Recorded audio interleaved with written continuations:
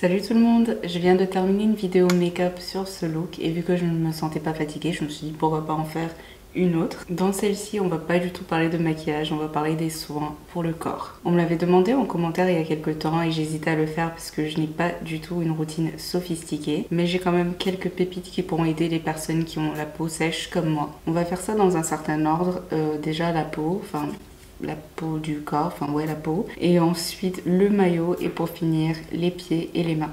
Donc le corps. En ce qui concerne les gels douche, je n'ai absolument pas de préférence, mais je sais que mes goûts varient souvent entre trois marques, donc Sanex, Cadoum et également la marque Le Petit Marseillais. Je prends le Petit Marseillais quand j'ai envie de sentir la vanille, le Cadoum Cadoum, je sais pas, soif d'aloe. Après l'avoir utilisé, ça laisse comme un film d'hydratation sur la peau. Après, je ne saurais vous dire si ça hydrate plus qu'un autre gel douche. Franchement, je ne saurais pas. Mais pour l'hydratation, j'ai une technique sûre qui marche. En fait, je fais une combinaison de deux produits. Je commence avec une pompe du lait en crème nourrissant de Nivea, leur crème 48 heures. C'est vraiment épais et hydratant, mais tout seul, ça ne suffit pas. Tout seul, au bout de quelques heures, j'ai la peau qui devient à nouveau grisâtre et toute sèche. Ensuite, je le mélange avec ça. Du beurre de karité, c'est en bouteille parce qu'on me l'a ramené du Cameroun, mais c'est super efficace de mélanger du beurre de karité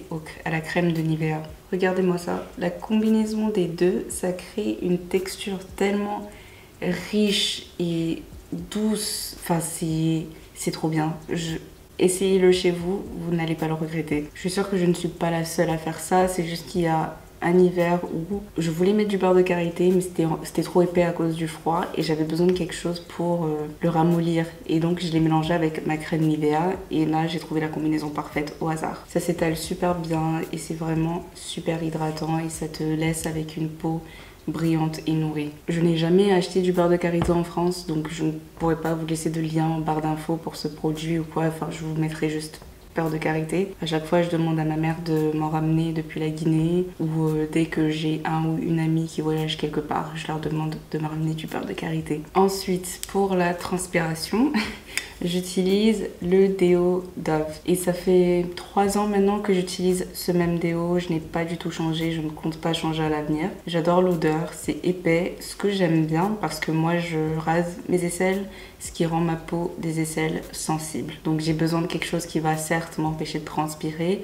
mais qui ne va pas non plus venir assécher mes aisselles. À chaque fois que je tente une nouvelle marque de déo, je suis déçue et je reviens toujours vers Dove original. Ça contient un quart de crème hydratante, ce qui explique ce côté nourrissant. Quand j'ai fini de me raser et que j'applique tout de suite après ce déo, ça ne me pique absolument pas. Ça va m'agacer si je dois répéter le mot aisselle encore une fois parce que j'ai l'impression que je l'ai dit au moins 15 fois en l'espace de 2 minutes. On va donc passer au maillot. Pour le maillot, je m'épile à la cire chez une esthéticienne, enfin Yves Rocher. Je fais la rotation entre les esthéticiennes. Et après mon épilation, pareil que les aisselles, ma peau est sensible là-bas. Et pour ça, j'utilise la crème Avène Cicalfate Plus. En fait, c'est une crème qui protège les peaux sensibles et délicates. En gros, ça crée une barrière de protection autour de la zone qui est irritée. Quand je l'ai reçue, je pensais que ça allait être une texture en gel, mais non, en fait, c'est une crème qui est assez épaisse. Et juste la petite quantité que j'ai swatchée là recouvre tout mon maillot. C'est vraiment une crème qui s'étale.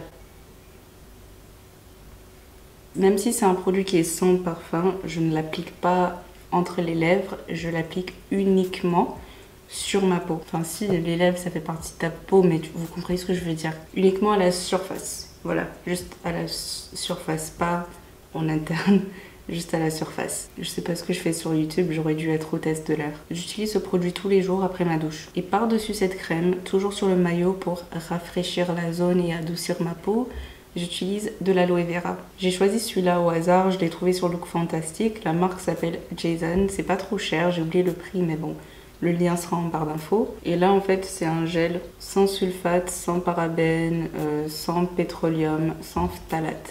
Juste à le poser sur ma main comme ça, c'est vraiment rafraîchissant et j'adore la sensation. Et quand vous le massez dans votre peau, ça devient comme de l'eau et c'est absorbé par la peau. 4 à 5 jours après mon épilation, j'utilise le Skin Doctors Ingrow Go. C'est une lotion exfoliante qui permet de se débarrasser des poils incarnés. Les avis sont vraiment mitigés à propos de ce produit. Autant il y a des gens comme moi qui l'adorent et pour qui ça fonctionne, autant il y a des gens qui trouvent que c'est de l'arnaque et que ça ne fait absolument rien. Pour moi en tout cas ça fonctionne, je vous conseille vraiment de lire attentivement les instructions avant de commencer car il s'agit d'un exfoliant chimique que vous allez mettre sur vos parties intimes. J'ai commencé exactement comme avec les exfoliants pour la peau, c'est-à-dire j'ai commencé à l'utiliser une fois par semaine, ensuite 2 fois par semaine et puis au fur et à mesure j'ai augmenté la cadence et maintenant j'arrive à l'utiliser tous les soirs mais je laisse un petit temps d'écart entre le moment où je me suis fait épiler et le moment où je recommence à l'utiliser parce que j'ai pas envie d'irriter ma peau plus qu'elle ne l'est déjà suite à l'épilation. J'étais bel et bien arrivée à un moment où je l'utilisais quasiment tous les jours, une fois par jour, jamais plus. Mais maintenant, je suis plutôt à une cadence de une fois tous les 2 jours, ça me suffit. On passe à présent aux mains et aux pieds. Je pense que je vais commencer par les pieds. Toujours au hasard, je suis tombée sur cette crème pour les pieds qui fonctionne super bien. Je ne comprends absolument pas ce qui est écrit dessus parce que c'est en espagnol. Mais je suis tombée dessus sur Amazon. C'était le produit le plus vendu dans la catégorie crème pour pieds d'Amazon. J'ai voulu le tenter et je n'ai pas été déçue. C'est sous forme de crème, mais une fois qu'on commence à l'estomper, ça devient une sorte de texture mi-crème, mi-gel. J'ai senti le truc et je me suis dit, ah ça sent mes pieds, bah oui, je l'utilise sur mes pieds donc c'est normal. Ça je l'utilise tout le temps après ma douche. J'ai un sérieux problème de sécheresse au niveau de mes talons. Pour vous dire, tous les jours je suis obligée d'utiliser une pierre à ponce, également achetée sur Amazon pour enlever la peau morte. Parce que dès le lendemain, il y en a encore. Et surtout durant l'été, quand je sais que je vais porter des chaussures ouvertes, je dois vraiment être assidue dans mes soins. Avant, j'utilisais que la pierre à ponce et ensuite je venais mettre mon mélange de beurre de karité et Nivea sur mes pieds.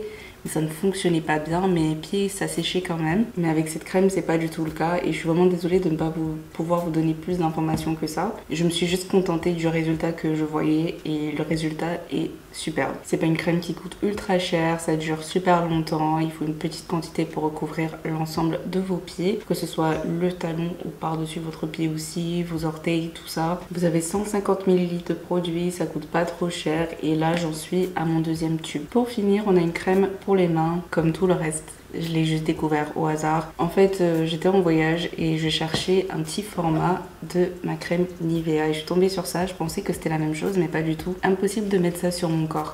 La crème est juste trop épaisse. Vraiment trop.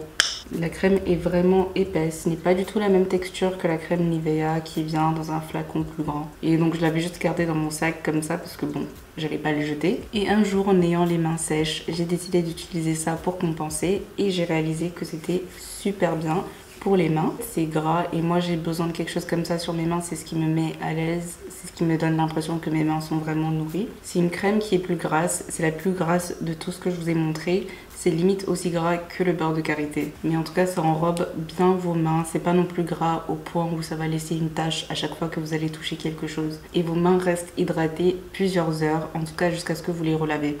Voilà tout pour cette petite vidéo de soins pour le corps. J'espère que ça vous aura plu et que vous avez retenu quelques astuces. Surtout, n'hésitez pas à vous abonner à ma chaîne si ce n'est pas déjà fait et de cliquer sur like si vous avez apprécié la vidéo.